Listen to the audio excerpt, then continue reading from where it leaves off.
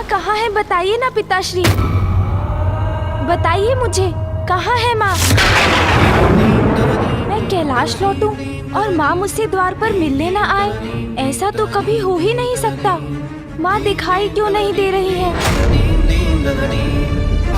पिताश्री, माँ को कुछ हुआ है क्या? तुम्हारी माँ को कुछ नहीं हुआ पुत्र, वो कुशल हैं।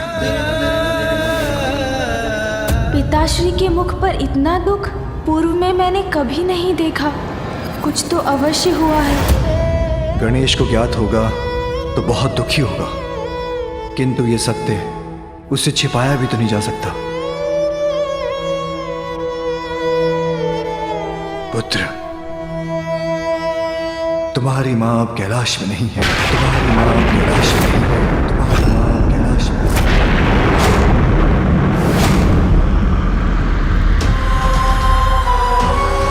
मैं समझा नहीं पिताश्री, माँ कैलाश में नहीं है तो कहाँ है? तुमसे बहुत बड़ी भूल हुई है, तुम्हें कैलाश छोड़कर जाना होगा। वो वहां है जहां वो अपनी भूल का प्रायश्चित कर रही हैं। भूल? पश्चाताप? पुत्र, तुम्हारी माँ से बहुत बड़ी भूल हुई है, इसलिए मैंने तुम्हारी माँ से पृथ्वी पर जाकर तपस्या कर अपनी भूल का प्रायश्चित करने के लिए कहा। किंतु पिताश्री, क्या माँ की वो भूल वास्तव में इतनी बड़ी थी कि कैलाश से दूर भेजने के सिवाय उसकी सुधार का कोई भी उपाय नहीं था?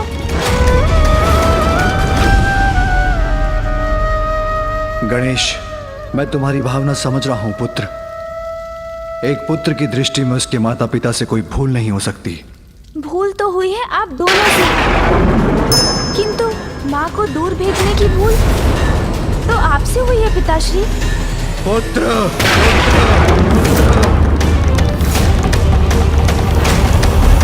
क्षमा पिताश्री, भूल अवश्य हुई है माँ से, किंतु अनजाने में हुई है। वो तो बस क्रीड़ा कर रही थी, क्या उन्हें इतना भी अधिकार नहीं? जगत पिता और माता हैं तो क्या, हम भी अधिकारों की सीमाओं से बंधे हैं। उनके क्षणिक परिहास का भीषण परिणाम हुआ है अंधक का जन्म। महेश्वरी को जगत जननी होने के अपने दायित्व के प्रति और सजग रहने की आवश्यकता थी। पिताश्री, वो तो मात्र आपको एक उपहार देना चाहती थी। वो किसी दायित्व के विरुद्ध कैसे है? उनका कृत्य एक बहुत बड़ी भूल का कारण है। हमारे लिए जीवन में छोटी सी भूल का भी कोई स्थान नहीं है। ये सत्य है पिताश्री, किंतु क्या ये भी सत्य नहीं कि जब आपसे कोई भूल हुई है तो माँ ने सदैव आपको क्षमा किया है? माँ ने तो कभी आपको प्रायश्चित करने अपने से दूर नहीं भेजा। तो तुम मुझे मेरी भूल का स्मरण कराने वाले हो? नहीं पिताश्री, मैं तो बस उचित अनुचित, सत्य असत्य का भेद जानने का प्रयत्न कर रहा हूँ। क्या ये सत्य नहीं कि त्रिपुरासुर की सहायता कर आपसे एक बहुत बड़ी भूल हुई थी? मैंने उनकी सहायता अवश्य की थी, किंतु उनका वध भी मेरे ही हाथों हुआ था। किंतु एक लंबे समय तक उनकी रक्षा करने के बाद वो भूल नहीं थी क्या? और क्या ये भी सत्य नहीं कि आपको ज्ञात था गजासुर आपके वरदान का दुरुपयोग ही करेगा? तब भी आपने उसे वरदान दिया और उसने आपको ही अपने उदर में रखकर संसार के लिए एक महासंकट उत्पन्न कर दिया। गणेश, गणेश, गणेश, वो मेरा कर्तव्य और मेरा धर्म था। त्रिपुरासुर और गजासुर दोनों ने ही कठोर तप कर मुझे प्रसन्न किया था। अच्छे कर्मों का पुरस्कार और बुरे कर्मों का दंड, यही सृष्टि का नियम है। माँ ने किसी का बुरा कहाँ किया पिताश्री? उनसे जो भी भूल हुई वो तो आपके प्रति उनके स्नेह का परिणाम थी और आपने उन्हें दंडित कर दूर भेज दिया। अपने भक्तों पर सदा कृपा करने वाले भोलेनाथ हैं आप। भक्त अच्छा हो या बुरा, उसे कभी निराश नहीं करते। तो आपने माँ को क्यों निराश किया पिताश्री? सदा कर्तव्य को तुमसे ऊपर रखकर मैंने बार बार तुम्हें निराश किया है उमा।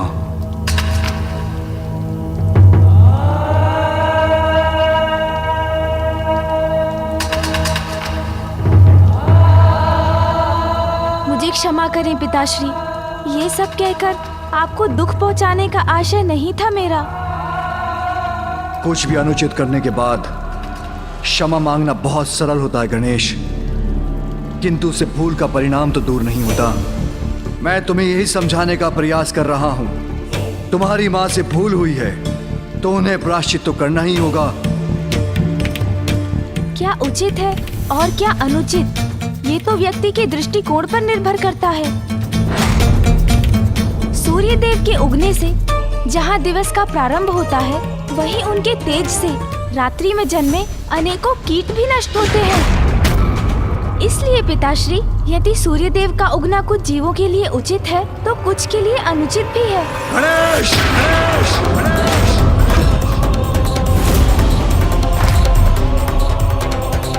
क्या ये सत्य नहीं पिताश्री कि वास्तव में आप मुझसे नहीं स्वयं अपने क्रोध से क्रोधित हैं? मैं जानता हूँ ये सत्य है। आप माँ को दूर भेजने पर विवश अवश्य हुए, किंतु आपके इस निर्णय के कारण आप स्वयं से ही कुपित हैं, क्योंकि माँ के बिना आप भीतर ही भीतर टूट रहे हैं।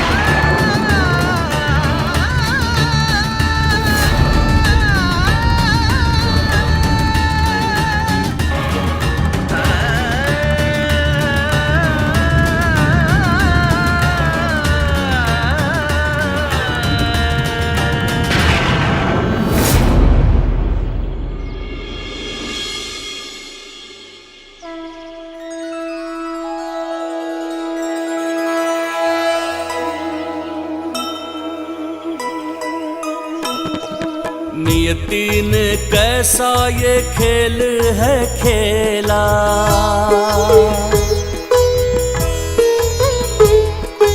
जननी के जीवन में दुख की ये बेला। दूर रह कर भी शिव शंकर के पास छोड़ी नहीं है माता गौरी ने आस।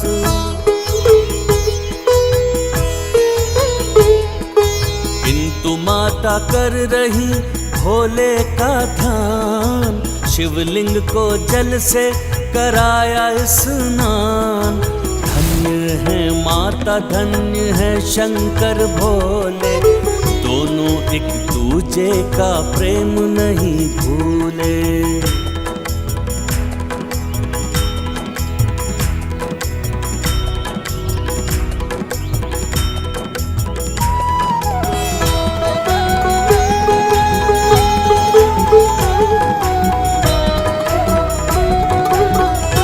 पिताश्री, मुझे ज्ञात है आप माँ की वियोग की अग्नि में जल रहे हैं।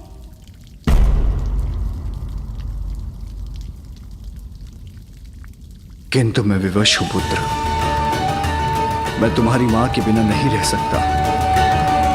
किंतु मैं अपना प्रायश्चित पूर्ण किए बिना यहाँ वापस नहीं लौट सकती। उचित है, फिर तो कोई उपाय ही शेष नहीं है पिताश्री।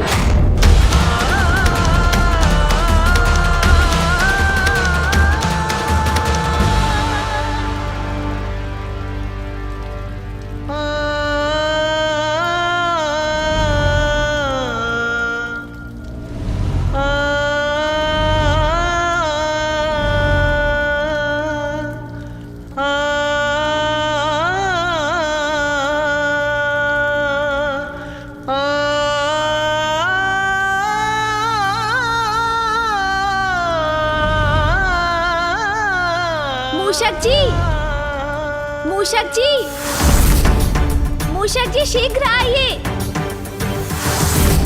मूषक जी, मूषक जी, मूषक जी। पुत्र, यदि मूषक जी तुम्हारे पास नहीं आ रहे हैं तो तुम उनके पास जाकर अपनी इच्छा व्यक्त क्यों नहीं करते? अवश्य पिताश्री, मैं भी तो यही बताने का प्रयास कर रहा था पिताश्री। कि यदि माँ यहाँ नहीं रह सकती तो हम तो उनके पास जाकर रह सकते हैं।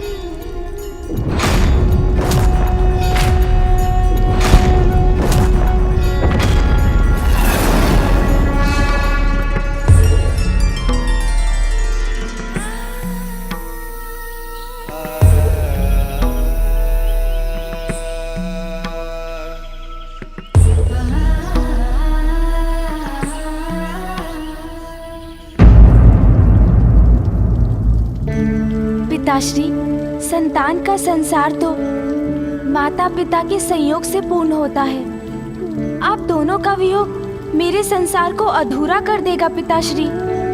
पुत्र, तुम्हारी माँ के बिना तो मेरा संसार भी शून्य है।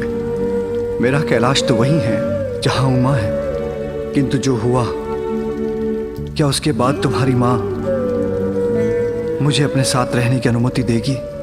ये तो उनसे पूछने पर ही ज्ञात होगा। आप अनुमति दे तो मैं जाकर आपका संदेश उन तक पहुंचाता हूँ। ठहरो गणेश, किंतु मैं दुखी हूँ। ये बात उमा से मत कहना, अन्यथा वो और भी दुखी हो जाएंगी और मेरे वहाँ आने की बात पूछते समय अवश्य इस बात का ध्यान रखना कि। आप चिंता मत कीजिए पिताश्री, माँ की ममता अपने पुत्र को निराश नहीं कर सकती। क्षमा करें प्रभु, आपने बुलाया किंतु मैं समय पर नहीं आ सका। धन्यवाद मूषक जी कि आप समय पर नहीं पहुँचे। यदि आ जाते तो मैं कदाचित पिताश्री को ये बात समझाने में सफल ही नहीं होता कि वे स्वयं भी जाकर माँ से भेंट तो कर ही सकते हैं। चलिए अब यात्रा के लिए तैयार हो जाइए। न जाने कितना दुखी होगा गणेश जब उसे ज्ञात होगा कि उसकी माँ कैलाश से दूर जा चुकी है। प्रस्थान करते समय मैं अपने पुत्र से भी नहीं मिल सकी।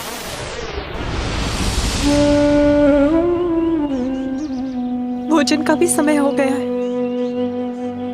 स्वामी ने भोजन किया होगा कि नहीं, और गणेश ने, उसे तो भोजन अत्यंत प्रिय है। मेरे पुत्र गणेश को बहला लीजिएगा नाथ। यदि वो मेरे बिना भोजन अस्वीकार करे तो उस पर क्रोध मत कीजिएगा। अब तो आप ही उसके साथ हैं, इसीलिए आपको धैर्य रखकर ये निश्चित करना होगा कि वो भोजन समय पर कर रहा है।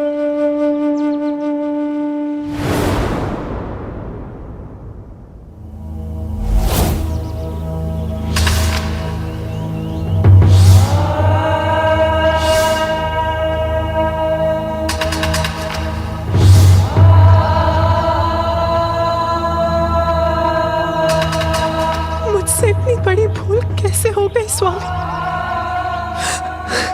अब मुझे अपने परिवार से, आपसे और अपने पुत्र गणेश से दूर रहना पड़ेगा। मैं आपसे दूर कैसे रहूंगी स्वामी?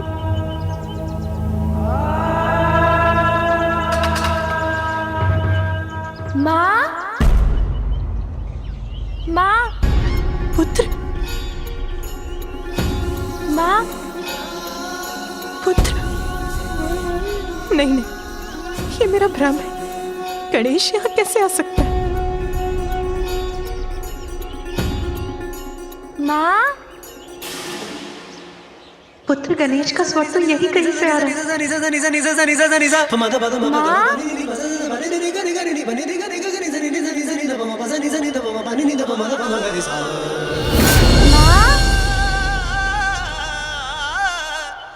नहीं नहीं, गणेश यहाँ कैसे हो सकता है? अवश्य ये मेरे मन का भ्रम ही है। विनायक पुत्र का अर्थ बताने आया। माँ, विघ्न के बादल माँ के मन से मिटाने आया। आज्ञाकारी माता का बस माँ को जाने। माता की आज्ञा को मैं सर्वोपरि माने। जीवन गणेश, समर्पित है तुझको माता। सांस सांस अर्पित है तुझको। मैं आ गया माँ।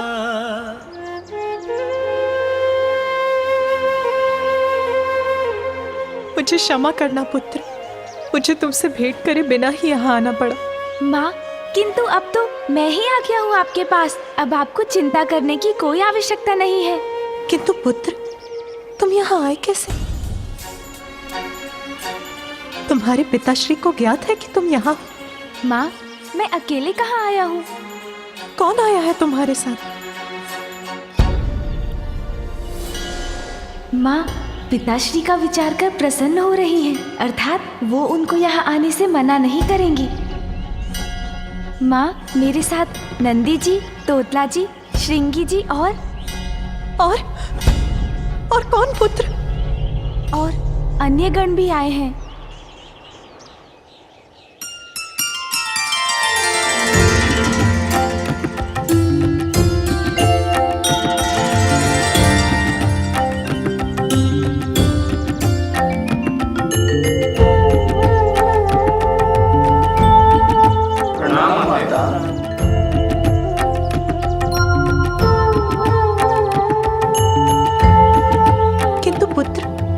स्वामी को अकेला छोड़कर तुम यहाँ क्यों चले आए?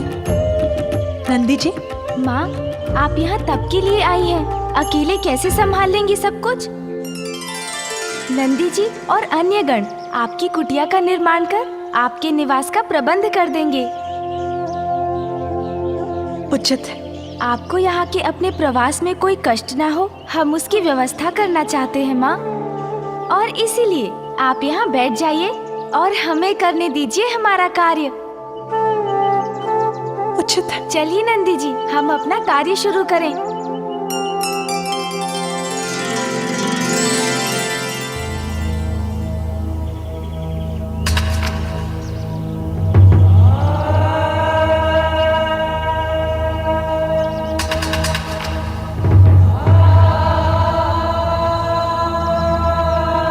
एक पल के लिए तो मुझे लगा कि आप आए हैं प्रभु, फिर अपनी इस भूल का भी आभास हो गया, क्योंकि आपके लिए तो कर्तव्य से ऊपर कुछ नहीं।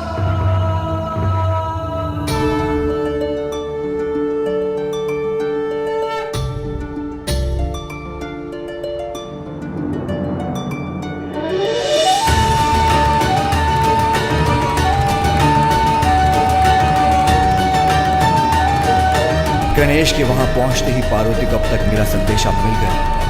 पुत्र, अपनी माँ का संदेशा लेकर शीघ्र कैलाश लौटना, क्योंकि अब मैं तुम्हारी माँ के बिना एकाकी नहीं रह सकता। पुत्र,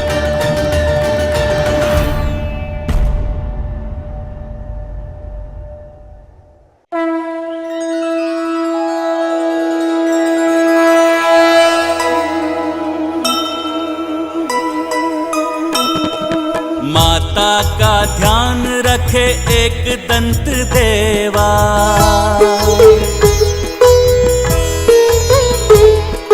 निकट चले आए देखो करने को सेवा।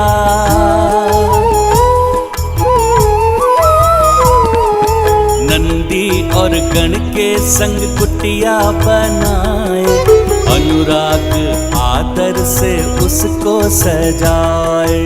जय गणेश जय गणेश जय गणेश देवा, माता जाति पार्वती पिता महादेवा।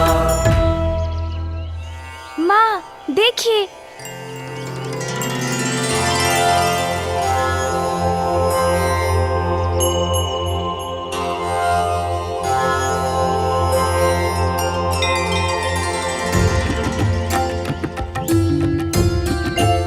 आइए माँ। माँ, आगे चलिए ना।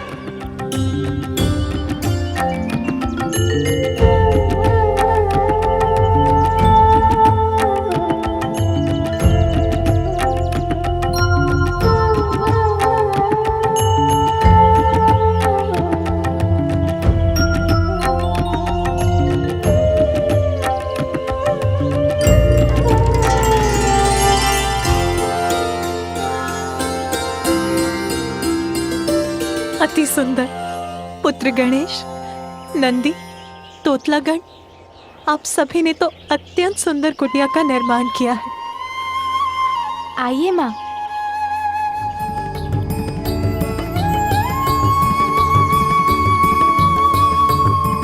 माँ, वो देखिए, बैठने का स्थान।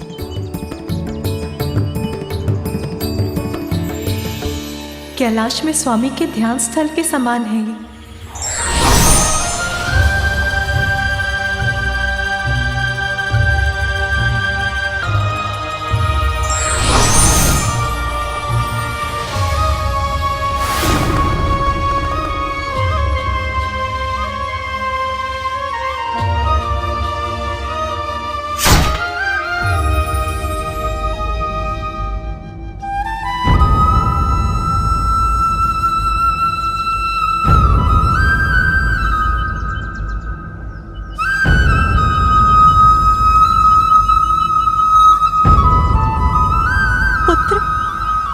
सभी कुछ अत्यंत सुंदर है, किंतु मेरे एकाकी के लिए ये कुटिया अत्यंत विशाल है। और ये ध्यान स्थल पिताश्री के लिए सर्वथा उचित है ना?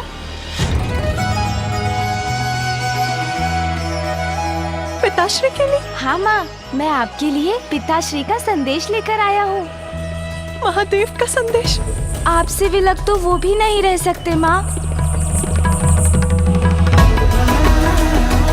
पिताश्री ये जानने के लिए उत्सुक है कि क्या पुत्र? यही माँ, कि क्या वो भी यहाँ आपके साथ रह सकते हैं?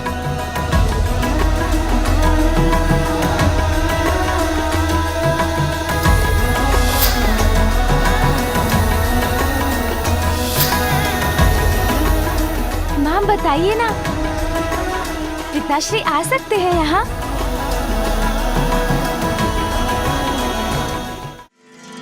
विश्वास नहीं होता, महादेव यहाँ अपनी उमा के पास आना चाहते हैं, अपना कैलाश, अपने समस्त दायित्व छोड़कर।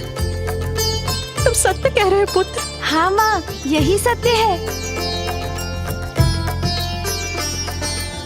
आज प्रथम बार मुझे एक दायित्व में बंधे भगवान का नहीं, मेरे स्वामी का संदेश प्राप्त हुआ है। उनके यहाँ आने पर तो मैं धन्य हो जाऊंगी। मेरे भीतर प्रसन्नता उमड़ रही है। मुझे लगा था कि मुझे वर्षों तक उनसे बिछड़ कर रहना होगा,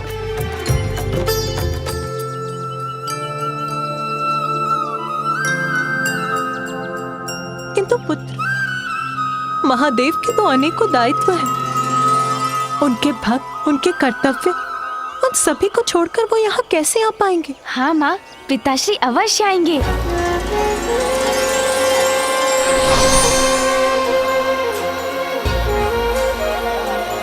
माँ, मैं वचन देता हूँ, इस कमल पुष्प के मुरझाने के पूर्व ही मैं पिताश्री को लेकर यहाँ आपके पास लौट आऊंगा।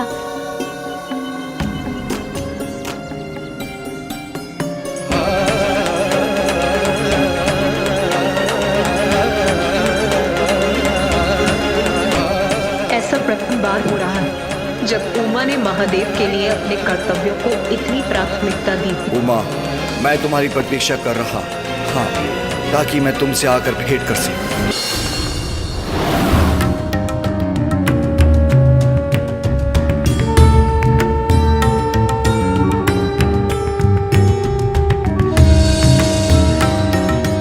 पुत्र गणेश अभी तक लौटे क्यों नहीं?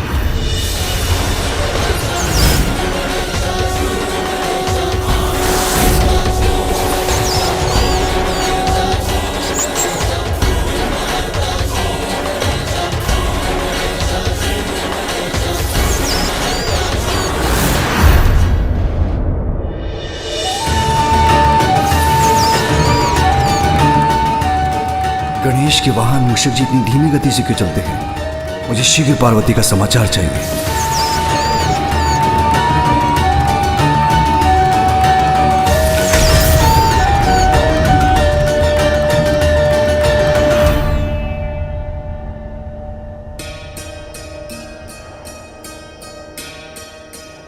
प्रणाम पिताश्री। पुत्र, तुम्हारी माँ? पिताश्री, माँ ने कहा। तुम्हारी माँ से भेंट तो हुई ना? वो कुशल तो है? हाँ पिताश्री। क्या कहा माँ ने? पिताश्री, माता आपका प्रस्ताव सुनकर बहुत प्रसन्न हुई। वो आपकी प्रतीक्षा कर रही है। जिसके मेरे कंठ पे हाथ रखने से मैंने हलाहल विष को अपने भीतर जाने से रोक दिया, उसकी हाँ तो मेरे लिए अमृत के समान है पुत्र। मैं तो इसी कल्पना से प्रसन्न हूँ पिताश्री कि आप और माता पुनः एक साथ होंगे। चलिए पिताश्री। पुत्र, मैं भी उमा का साथ पाने के लिए प्रतीक्षा नहीं कर सकता। महादेव, प्रणाम महादेव। प्रभु, हम यहाँ लौट आए हैं क्योंकि माँ ने हमें आपके पास भेजा है। क्योंकि माँ नहीं चाहती थी कि आप यहाँ आते ले लें। और अब जब आपने माँ के पास जाने का निर्णय लिया है तो हम भी यहाँ नहीं लुटेंगे प्रभु, हम भी आपके साथ चलेंगे। क्योंकि प्रभु, हमारा संसार तो वही है ना जहाँ आप और माता हैं।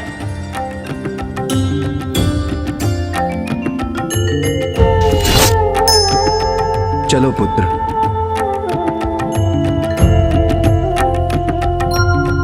चलिए नंदी जी, मुझे शीघ्र ले चलिए।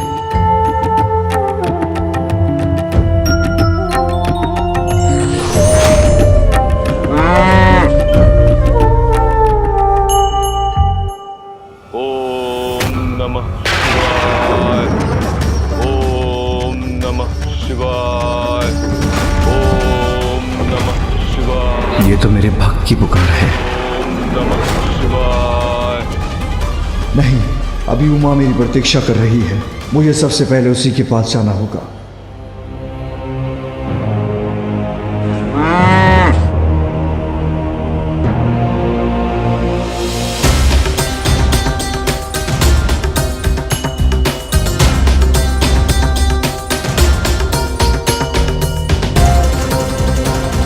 माँ आपको वहाँ देखकर बहुत प्रसन्न होंगी पिताश्री।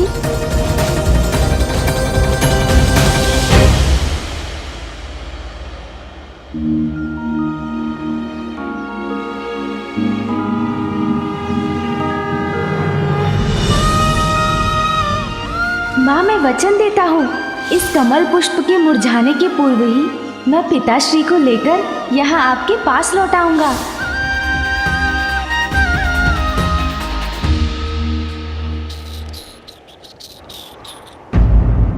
ओम नमः शिवाय। ओम नमः शिवाय। ओम नमः शिवाय। ओम नमः शिवाय।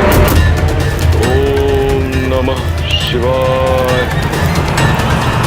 ओम नमः शिवाय। ओम नमः शिवाय। ओम नमः शिवाय। ओम नमः शिवाय। ओम नमः शिवाय। ओम नमः शिवाय।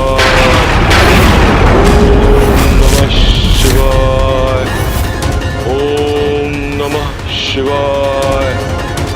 ओम नमः शिवाय। मेरा भक्त पुकार रहा है मुझे, किंतु इस बार मैं अपनी पत्नी पार्वती की पुकार को अपने भक्त की गुहार से स्थिर नहीं पड़ने दे सकता। उमा मेरी अर्धांगिनी, तुम्हारे प्रति मेरा कर्तव्य दायित्व आज मुझे तुम तक अवश्य ही पहुंचाएगा।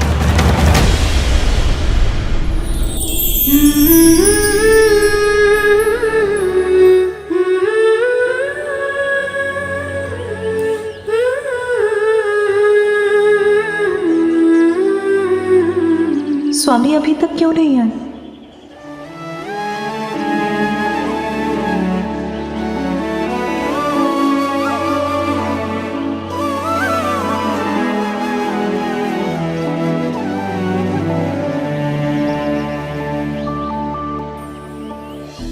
मैं व्यर्थ ही चिंता कर रही हूँ। अपनी उमा के पास वो अवश्य आएंगे। मुझे धीरज रखना होगा।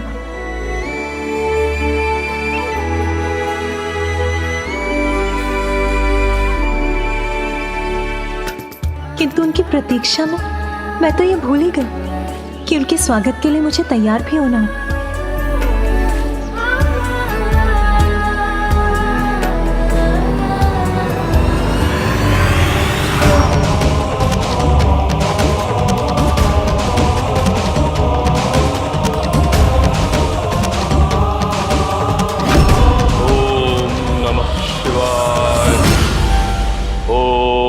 नमः शिवाय। ओम नमः शिवाय। ओम नमः शिवाय। ओम नमः शिवाय।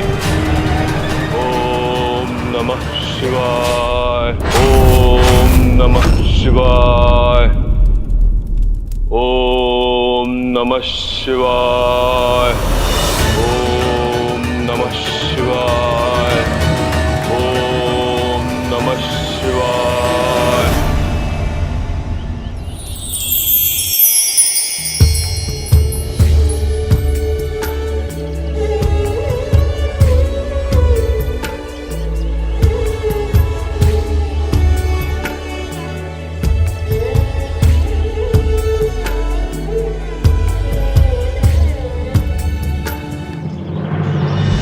पिताश्री शीघ्र चलिए। हाँ पुत्र, चिंता मत करो, मैं तुम्हारे साथ ही हूँ।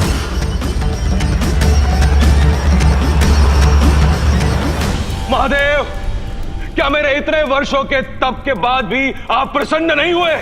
आपका यह भक्त आपको पुकार रहा है प्रभु। आपका यह भक्त आपको पुकार रहा है प्रभु। आपका यह भक्त आपको पुकार रहा है। ओम नमः शिवाय। ओम नमः शिवाय। अपने इस भक्त को दर्शन दीजिए प्रभु। आइए प्रभु। आज किसी की भी पुकार मुझे उमा के पास जाने से नहीं रोक सकती। महादेव, भक्त हूं आपका। अपने अंग की आहुति देकर भी अगर आपका दर्शन प्राप्त कर सकूं तो मैं करूंगा। यदि आप यही चाहते हैं तो मैं यही करूंगा। ओम नमः शिवाय। ओम नमः शिवाय।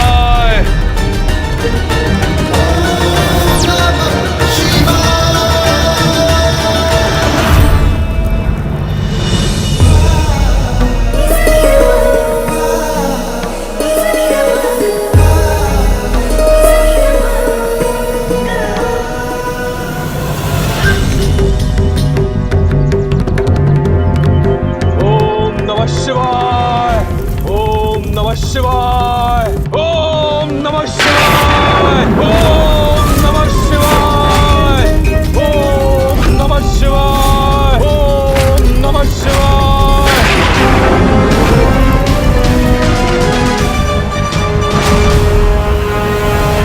पिताश्री, कैलाश का आकाश पार करने भर की देरी है, फिर माँ की कुटिया अधिक दूर नहीं रहेगी।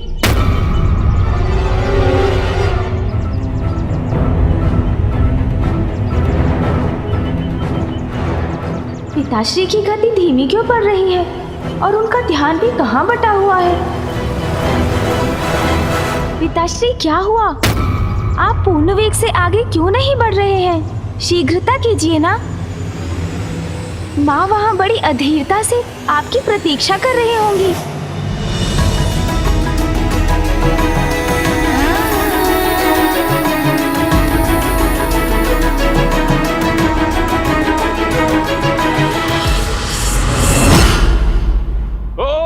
नमः शिवाय। ओम नमः शिवाय। पिताश्री की गति बार बार धीमी क्यों पड़ रही है? ओम नमः शिवाय। ओम नमः शिवाय। देखिए महादेव, मैंने अपनी दोनों भुजाएं अग्नि को समर्पित कर दी है। अब तो आइए महादेव, अब तो दर्शन दीजिए महादेव। यदि अभी भी मैं आपका दर्शन प्राप्त नहीं कर सका तो मैं अपना ये देह अग्नि को समर्पित कर दूंगा। और आप क्या उत्तर देंगे अपने भक्तों को महादेव? आइए प्रभु, दर्शन दीजिए। ओम नमः शिवाय। ओम नमः शिवाय। आज आपके दर्शन होंगे या मेरी मृत्यु? यदि ऐसा हुआ तो क्या जवाब देंगे आप अपने भक्तों को महादेव? अब और मत सताइए, मेरे समक्ष आइए।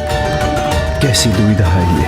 आइए प्रभु, दर्शन दीजिए। आपके दर्शन के लिए व्याकुल हो रही हूँ। किसका अधिक अधिकार है मुझ पर? मेरी उमा का, जो वहां मेरी प्रतीक्षा कर रही है, अथवा मेरे भक्त का जो मुझे पुकार रहा है? ओम नमः शिवाय। दोनों में से किसका चुनाव करूं मैं? ओम नमः शिवाय। ओम नमः शिवाय।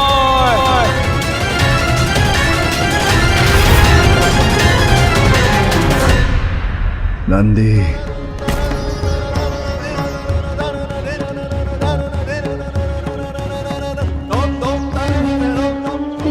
नंदी जी से उतर क्यों गए?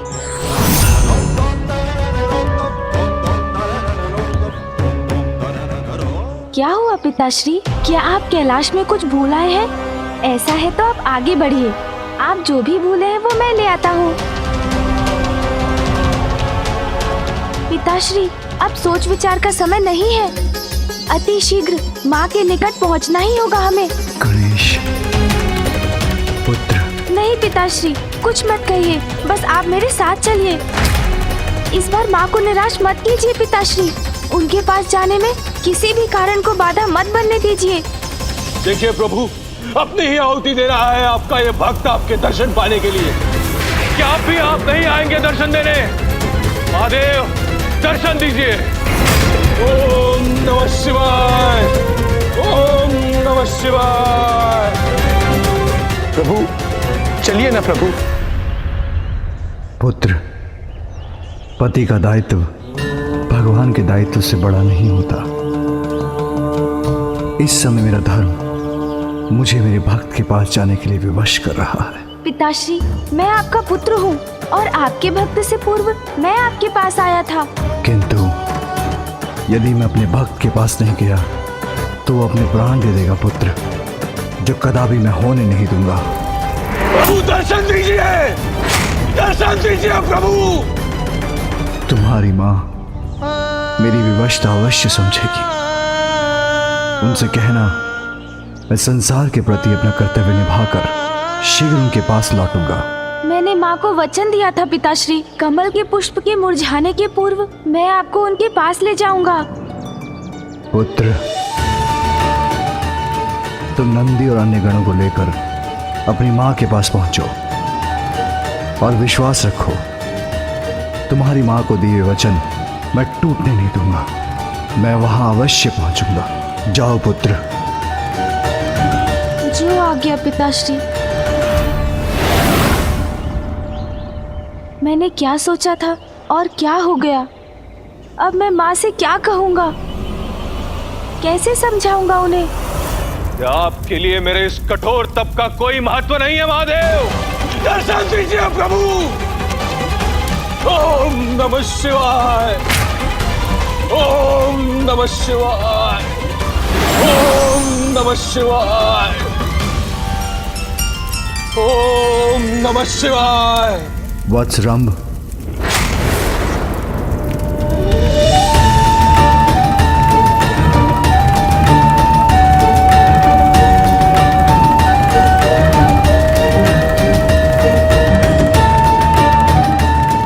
प्रणाम महादेव। महादेव, मुझे ज्ञात था कि मेरा तप व्यर्थ नहीं जाएगा। आप दर्शन अवश्य देंगे। भगवान कभी अपने भक्त की तपस्या की अवहेलना नहीं कर सकते। अत्यंत कठोर तप किया है तुमने, तो मुझे तो आना ही था।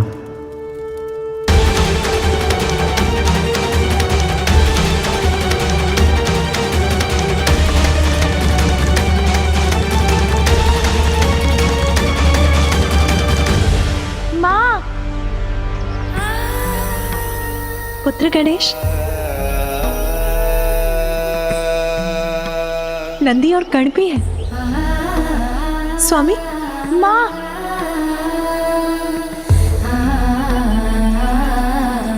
पुत्र, स्वामी कहाँ है पुत्र? वो दिखाई क्यों नहीं दे रहे? वो माँ। समझी, स्वामी अवश्य सबसे पीछे है। तुम क्रीड़ा कर रहे हो ना मेरे साथ?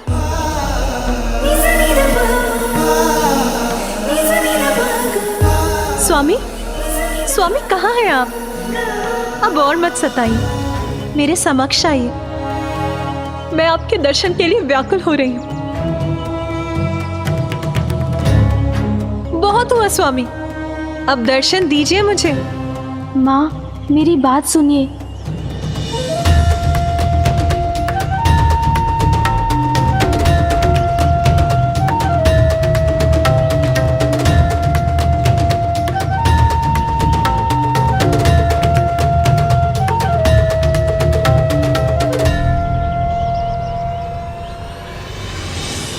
स्वामी तो यहाँ नहीं, अर्थात वो नहीं आए।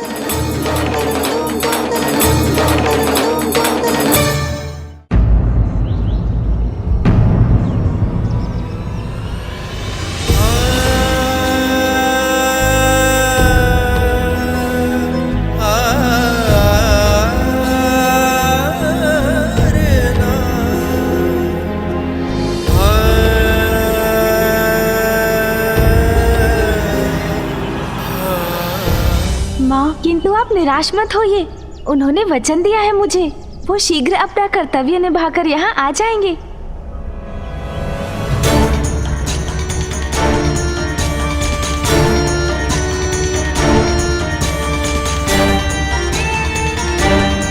माँ, इस कमल पुष्प के मुरझाने के पूर्व ही पिताश्री यहाँ होंगे। तुम्हें कैलाश छोड़कर जाना होगा।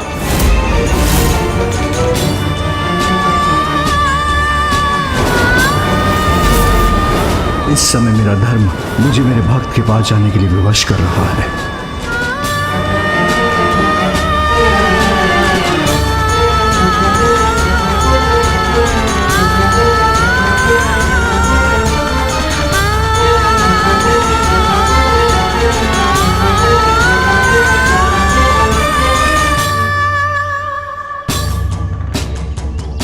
पुत्र, मैं तुम्हारे पिताश्री के स्वभाव से भली भांति परिचित हूं। उनका कोई कर्तव्य, उत्तरदायित्व अथवा उनके किसी भक्त ने उन्हें विवश कर रोक ही लिया हो। कहो रंभ, क्या वरदान चाहिए? प्रभु, वर्षों के कठोर तप के बाद आप आए और आ ही गए, तो इतनी शीघ्रता से वरदान देकर चले भी जाना चाहते? प्रभु, भक्त ने तप किया है कि आपके दिव्य दर्शन प्राप्त कर सको, इसलिए थोड़े समय तो रुकना ही होगा। प्रभु,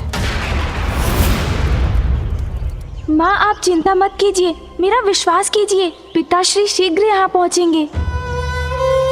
इस पुष्प के पंखुड़ियों के समान मेरे हृदय की आशा, मेरी उमंग भी मुरझा रही है। तुम्हारे पिताश्री तो तुम्हारे साथ आने वाले थे ना पुत्र? हाँ माँ, मैं आपका उत्तर लेकर कैलाश पहुँचा तो पिताश्री तो यहाँ आने के लिए व्याकुल हो रहे थे और हम तभी कैलाश से निकल गए। फिर क्या हुआ? और पता है माँ? रुको पुत्र, मैं बताती हूँ। उनको उनके किसी भक्त ने पुकारा होगा और वो चले गए होंगे। उनका कर्तव्य प्रतीक्षा नहीं कर सकता, किंतु पार्वती यदि वो प्रतीक्षा कर रही है तो करती रहे। उनका कर्तव्य उनके लिए मुझसे कहीं अधिक महत्वपूर्ण है और सदा की तरह पुनः उन्होंने अपने कर्तव्य को मुझसे ऊपर रखा। मेरे दर्शन के सिवाय तुम्हें कोई और लालसा नहीं, ये जानकर प्रसन्नता हुई मुझे।